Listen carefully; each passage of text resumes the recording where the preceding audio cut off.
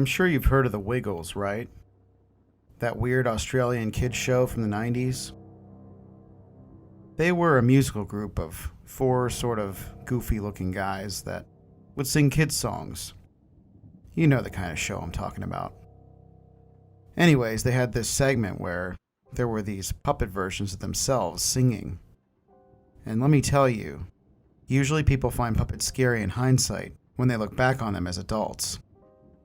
But even at the time, children were frightened by them. The only one known to still exist is the Jeff the Puppet, which is on display at the Powerhouse Museum in Sydney, Australia. However, one thing that you probably don't know about it are the mysteries revolving around how the puppet was made.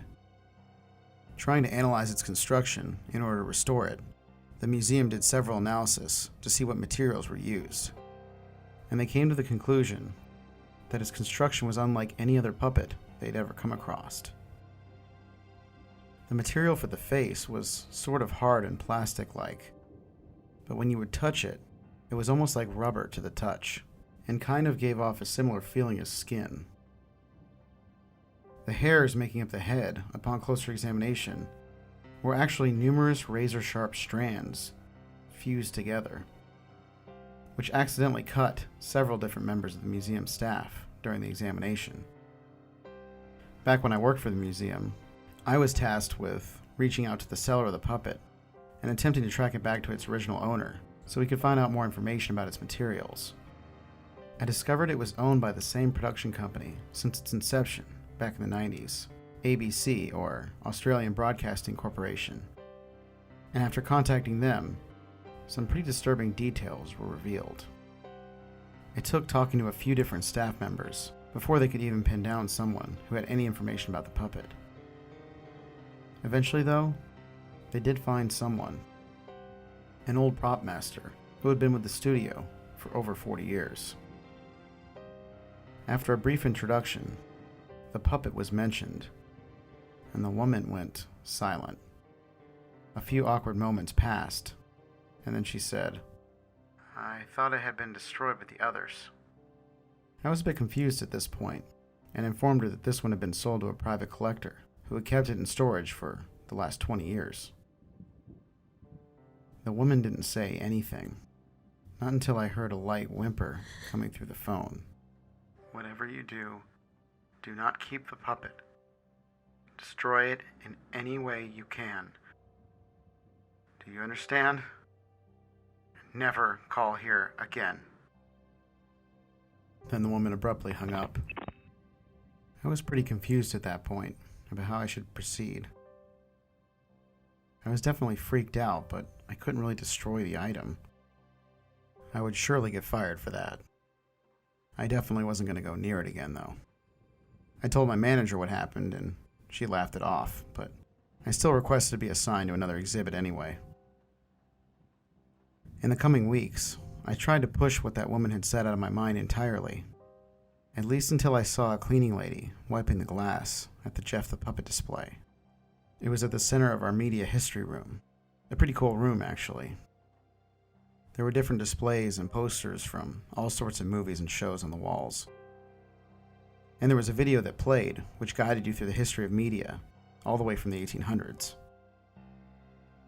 The way they had set the Jeff puppet up made him look even more disturbing than he actually was. There was a bright light on his face, and he was tilted just slightly upwards, as if he was some kind of royalty or something in which to be praised. As crazy as I knew it would sound, I felt inclined to inform the cleaning lady about the doll. So I walked over and whispered to stay away from it, and to just let that one get a little dirty. Her eyes opened wide as she gazed over at me and realized just how serious I was. Then she nodded and immediately walked away. After she'd left, I looked back at the display, and it seemed like the eyes had shifted to be looking at me. Being that close to it really got to me. Its bizarre, frozen smile seeming like it could move at any second. Suddenly the lights flickered, and one of the monitors above the entrance began to flash with static. Then the infamous clip of the Wiggles puppets pointing their fingers flashed on the screen, followed by that horrifying chipmunk musical track and high-pitched vocals of them singing. I immediately exited the room and found my supervisor in the back office. I asked her about the puppet clip playing in the media history room. She just chuckled, thinking I was playing a joke on her. Once she realized, though, that I was legitimately scared, she told me that the Wiggles were just part of that room, not the main attraction, so there shouldn't be any videos of them up on the monitors. When I brought her back to the room, the monitor was already switched back to the historical video that was on when I had first walked in. I went home that night, seriously debating quitting my job entirely, even though I loved the museum. I started to rationalize to myself that maybe the clip up on the screen was just a part of the historical video that I hadn't noticed before. The thing was pretty long after all, so I continued going to work, but I made sure not to go back in the media room. I would only walk by and look in every now and then. As the weeks went on, I noticed that the glass was getting covered with fingerprints on the Jeff display. I was sure that the cleaning lady probably told others about what I had told her, causing nobody to want to clean it. That was when some really dark things started to happen. 3 people had serious medical emergencies in that room in 1 week, and apparently the last thing they had been doing was touching the Jeff display. Then were the sounds of someone calling staff members' names from down the empty museum hallway, as if trying to lure people into the media room. These events triggered me to continue doing some research on the puppet. It took me a while to find anything, but there was a forum post that I found about the puppet episode on a really old retro TV message board. It was talking about how all the puppets were said to have been given personalities when they were on set, each of them resembling their creators' most hated aspects of their inner personality. And right after Jeff's name in the post was the word vanity.